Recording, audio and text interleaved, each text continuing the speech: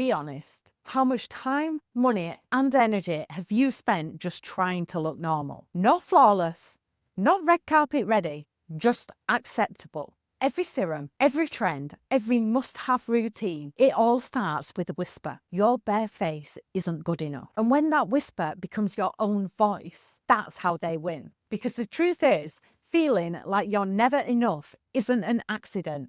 It's a business model. We spend thousands trying to fix a problem they invented. While we're trying to exfoliate away our flaws, they're cashing in on our silence. So maybe the real question isn't what's the best product, it's what could you build if you stop buying into the lie. If you've ever felt like no matter how much you spend on skincare, it's never quite enough, this video will finally explain why. And you're not imagining it. You're not doing it wrong. You've been trained to feel insecure on purpose. And today, we're breaking that down. We're told skincare is self-care, that a good woman takes pride in her appearance, that investing in your face is investing in your future, your confidence, your career, and your desirability. They say things like, you deserve this, and feel confident in your own skin, but only after convincing you that your natural skin isn't worthy of confidence at all.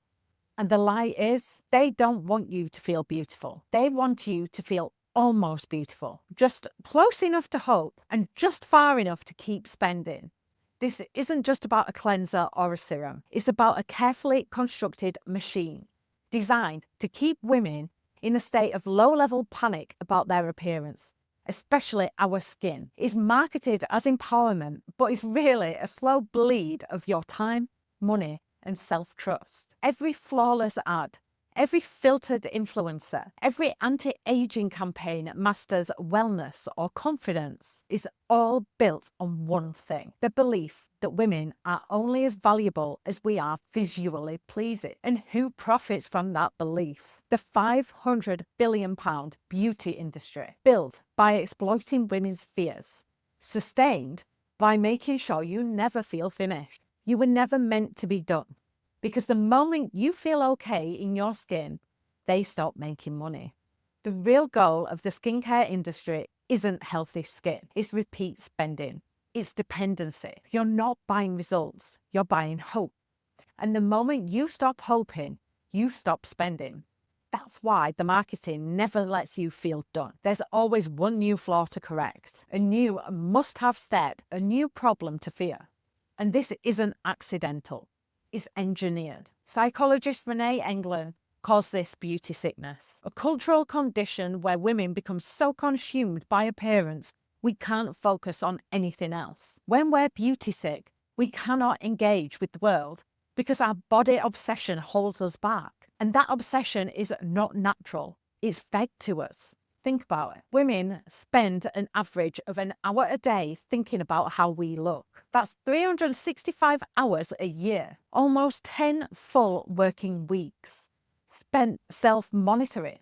That's time we could be building wealth, starting businesses, resting, creating, leading, living. But instead, we're exfoliating because the real function of the skincare industry is not to care, it's control. It trains women to become both prisoner and guard, obsessively managing our own appearance so we stay small, distracted, and spending. Philosopher Dr. Sandra Bartke put it like this: women learn to view their bodies as projects under construction and to discipline them accordingly. But you were never broken, but they needed you to believe that you were.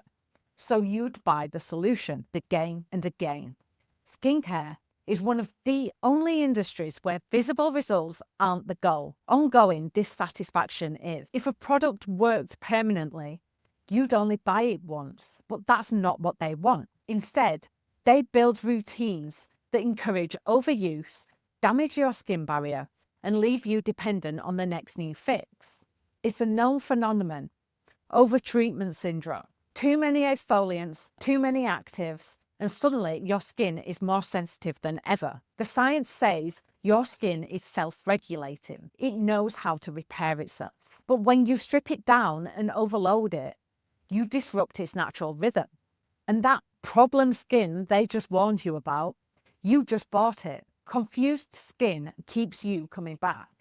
Behavioral scientists call it the negative reinforcement loop. You feel flawed, so you buy something to fix it. It doesn't truly work, but it just soothes your anxiety for a moment. Then the doubt creeps back in, so you spend again. This cycle literally rewires your brain to equate spending with relief, not beauty, not joy, just temporary relief from the belief that you're not good enough. It's not skincare, it's emotional regulation with a £90 price tag.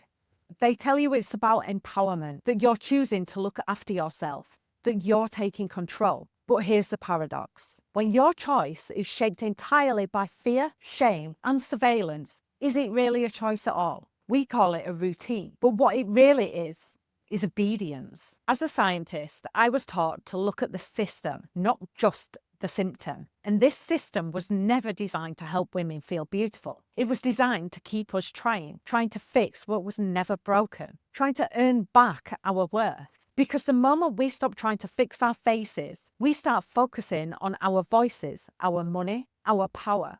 And that's when the system fails. Imagine a woman inherits a house. It's solid, beautiful in its own quiet way, but the mirrors inside of it have all been distorted. One stretches her nose, another makes her skin look uneven, a third whispers that her reflection is tired, sagging, and not quite right.